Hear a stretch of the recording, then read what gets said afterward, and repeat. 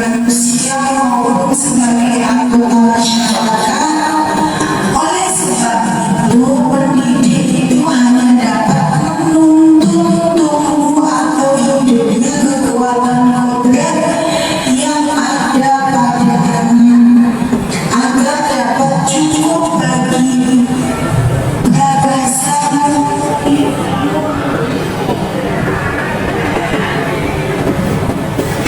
kodrat yang ada pada anak agar dapat diperbaiki lamunya bukan dasarnya hidup dan tumbuhnya kekuatan kodrat anak.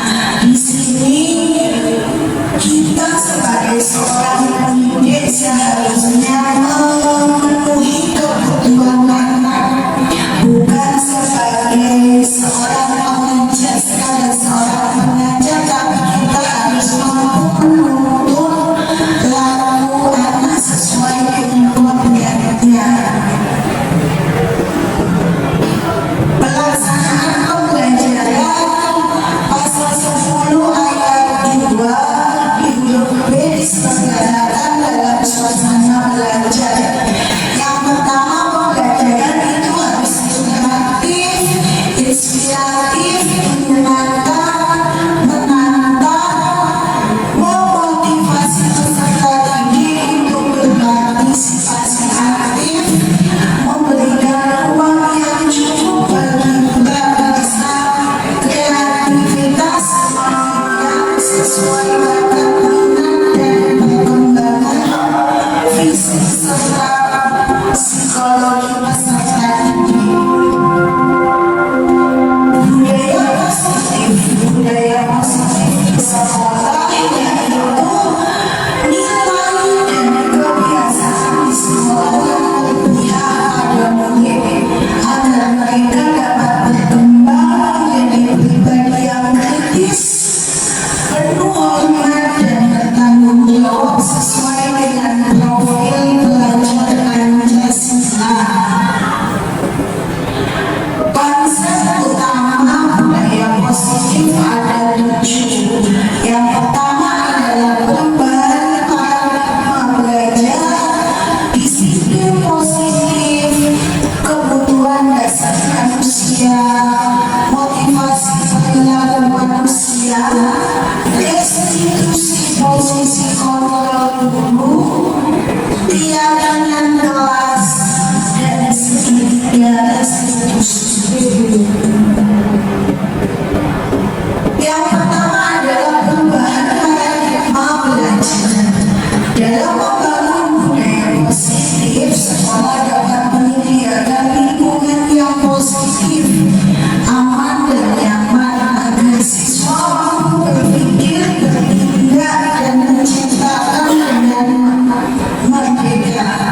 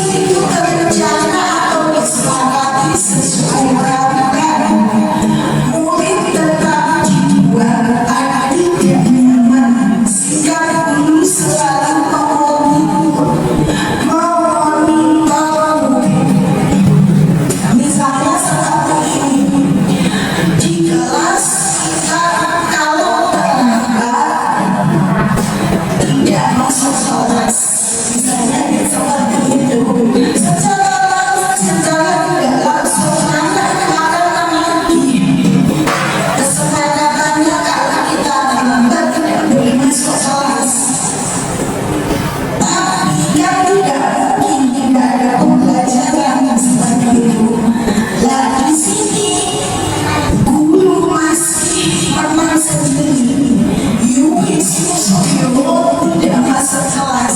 Jadi mau gak kamu anak itu harus masuk kelas. Di situ konsekuensi. Kemudian yang benar kita lakukan adalah restitusi, proses menciptakan kondisi bagi murid untuk memperbaiki kesalahan, proses kolaboratif yang mengajarkan murid untuk mencari solusi itu sendiri. Jadi ketika anak terlambat itu jangan langsung kita suruh kita berhubungan, tapi kita tanya-tanya dulu apa alasannya seperti itu.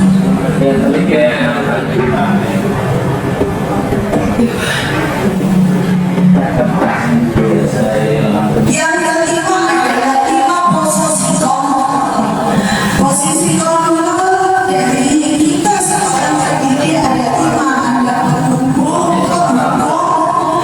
pembuat rasa bersalah, teman, pemantau atau monitor, dan manajer. Dari 5 posisi kontrol ini sebaiknya kita adalah di posisi manajer. Jadi kita tinggal mengawasi aja. Itu yang benar, kan kita menghukum.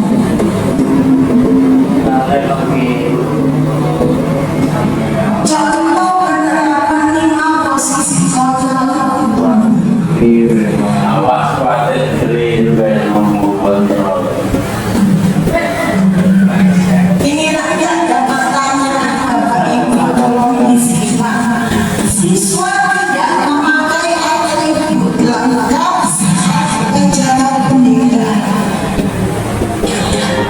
Sebagai pendukung berarti hormat pada bendera selama 1 jam misalnya seperti itu.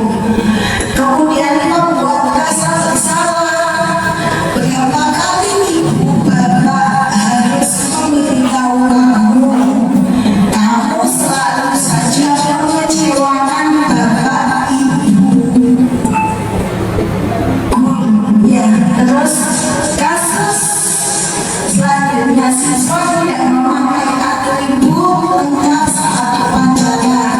Tapi di sini kita posisinya adalah posisi teman. Ayo dong ikuti aturan sekolah. Tolong bantu ibu atau bapak ya hari ini. Ya sudah tidak apa-apa. Lain kali jangan sampai berbuat seperti ini lagi. Kemudian di posisi pemantau, kamu sudah melanggar peraturan sekolah. Kamu tahu konsekuensinya. Setelah upacara, kamu beri atribut ke koperasi dan jangan diulangi lagi. Sebagai manajer, apakah kamu tahu kesalahanmu? Jadi anak-anak ditanya dulu, kita tidak langsung kamu itu seperti ini dan seperti itu. Jadi ditanya agar tumbuh rasa bersalahnya dari diri anak. Apakah kamu tahu kesalahanmu? Kira-kira bagaimana kamu memperbaiki kesalahanmu? Posisi kontrol apakah kamu dari sebelumnya tadi 5 posisi kontrol Bapak Ibu? Saya kecewa sekali dengan kamu. Ini berarti posisi kontrol kita gimana Bapak Ibu? Sebagai apa ini tadi?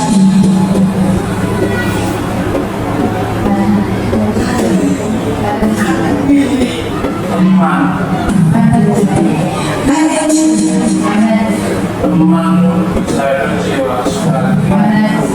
Saya kecewa sekali berarti Teman mantap. Teman. Memantau.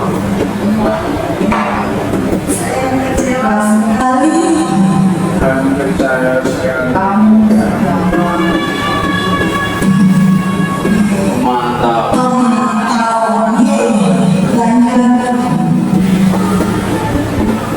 Kemudian apa rencanamu untuk menyelesaikan masalah ini?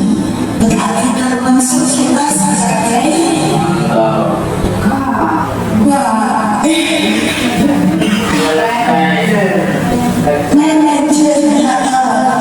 manajer Bapak Ibu. Terus kemudian ayolah lakukan apa demi Bapak Ibu ya. Terus kalau tidak pernah mendapat nilai jika tidak mengerjakan tugas. Sebagai apa ini Bapak Ibu?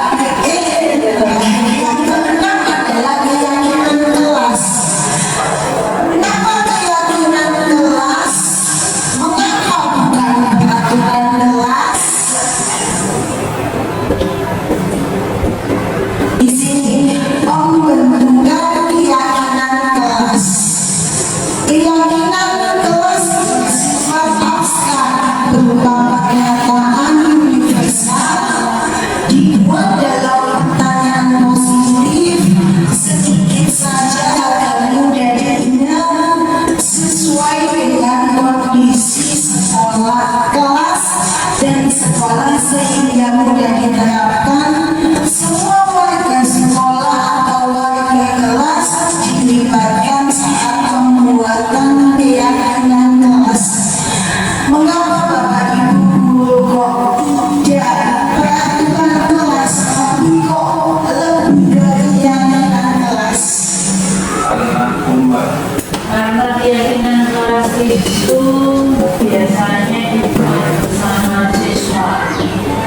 Keyakinan kelas itu dibuat bersama siswa. Ya, benar sekali, itu salah satu kuncinya. Jadi seperti itu, kalau peraturan sekolah itu biasanya peraturan itu kan dominan. Bapak Ibu saja yang membuat peraturan itu. Tapi kalau keyakinan kelas kita semuanya terlibat dalam pembuatan keyakinan kelas tersebut. Kemudian kalau peraturan sekolah itu seperti ini, jangan sampai terlambat. Tidak boleh berkata kotor. Selalu ada kata yang negatif, tidak, jangan seperti itu. Tapi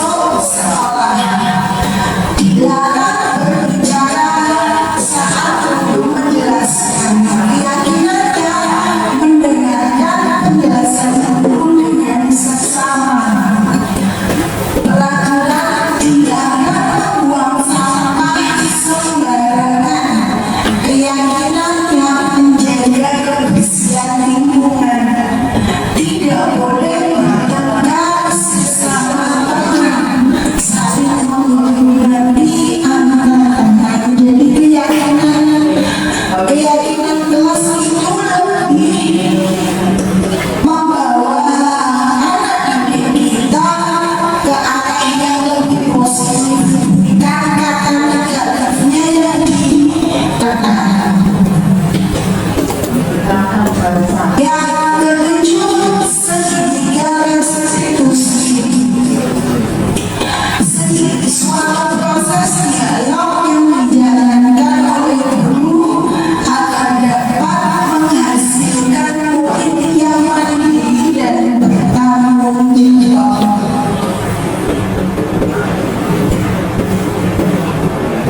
Tahapan segitiga restitusi yang pertama adalah menstabilkan identitas, yang kedua validasi tindakan yang salah, yang ketiga menanyakan keyakinan.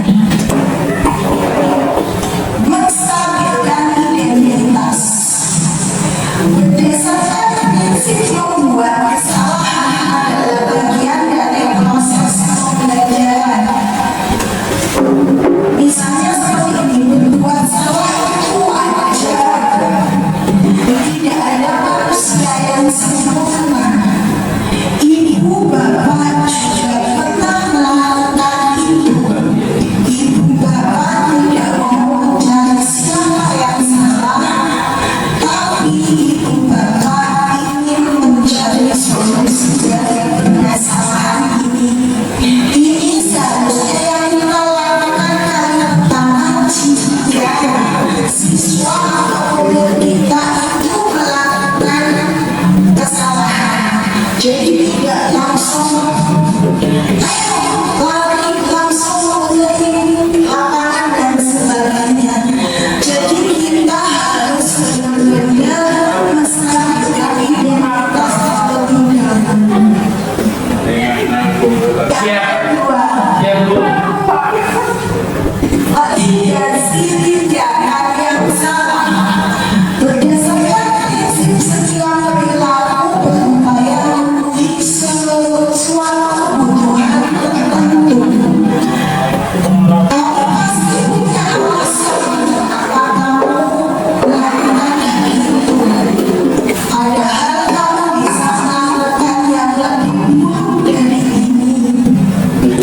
Kamu patut bangga karena telah melindungi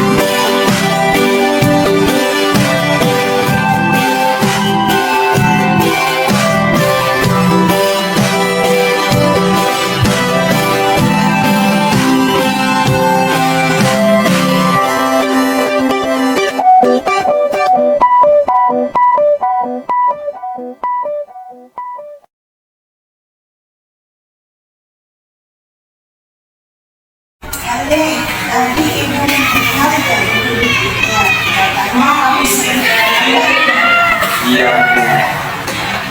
menurut ingatan kamu sudah berapa kali kamu terlambat? Sudah 5 kali. Sering terlambat itu kesalahan bukan? Iya, Bu. Baik dan buat kesalahan itu manusia. Setiap orang pasti pernah buat kesalahan. Yang penting kita bisa belajar dari kesalahan tersebut dan berusaha untuk memperbaikinya. Setuju? Setuju, Bu. Jadi kita cari solusinya bersama ya. Ya, Jadi sering datang terlambat pasti ada alasannya karena kenapa sih dari kok sering terlambat? karena saya sering begadang, Bu. Sambil main HP jadi kurang tidur. Kamu tahu keyakinan kelas yang telah kita sepakati Tahu, Bu. kalau terlambat datang ke sekolah sesuai dengan keyakinan kelas kita tidak. Tidak, Bu. Menurut kamu keyakinan kelas apa yang sudah kamu langgar? Disiplin, Bu. Kamu disiplin itu penting tidak untuk kamu? Penting, Bu, dalam membuat saya datang ke sekolah tepat waktu jam Menghargai waktu itu penting. Sangat bermanfaat untuk kita.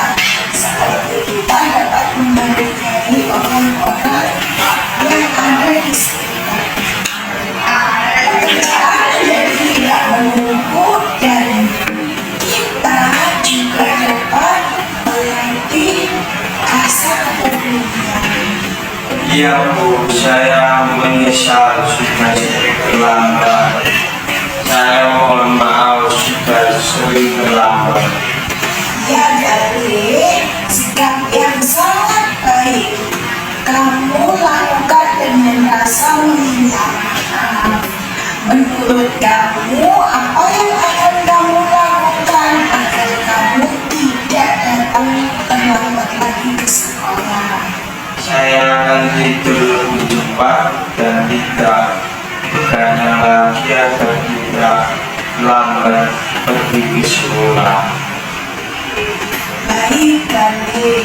Kamu sudah menemukan solusinya ya. Dan ibu akan bekerja sama dengan orang tua kamu agar kamu tidak datang terlambat ke sekolah lagi. Sekarang silakan masuk ke kelas. Terima kasih, Bu. Nah, sama-sama. Assalamualaikum warahmatullahi wabarakatuh. Nama saya Khaled Diat Firanda, kelas 2A. Terima kasih Ibu Guru. Saya senang sekali diajak diskusi dengan Bu Guru untuk mencari solusi atas kesalahan yang telah saya lakukan. Saya tidak akan begadang lagi supaya tidak terlambat sekolah.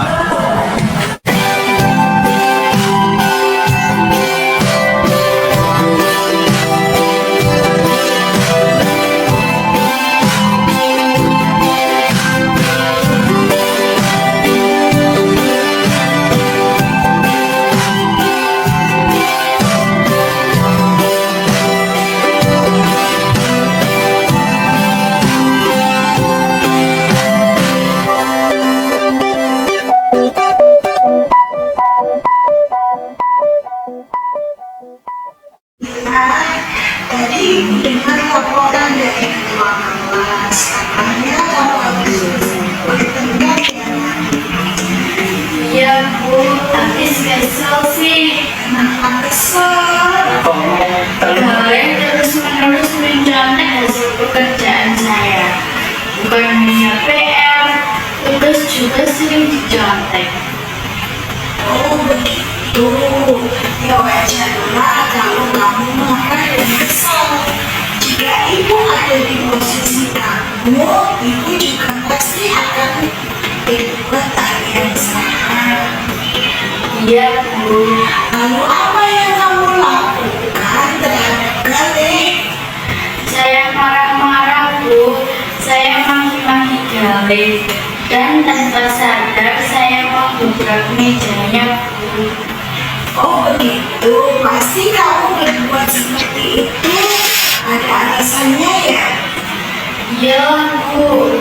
Masa saya diam saja? Saya kan sudah susah payah mengerjakan tugas. Tapi Galih hanya mencontek, tidak mau berusaha sendiri.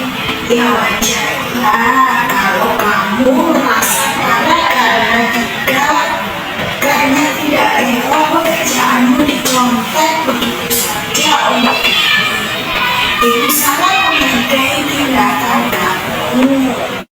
Kalau kamu marah karena tidak rela pekerjaanmu dicontek begitu saja, ibu sangat menghargai tindakan kamu yang tidak berbuat lebih dari itu, misalnya memukul.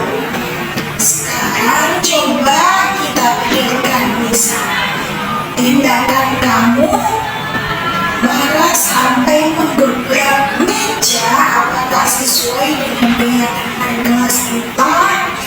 Tidak, Bu. Menurut kamu keyakinan kelas apa yang sudah dilanggar?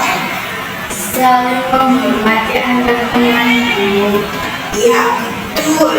Menurut kamu saling menghormati antar teman itu penting tidak untuk kamu? Penting, Bu.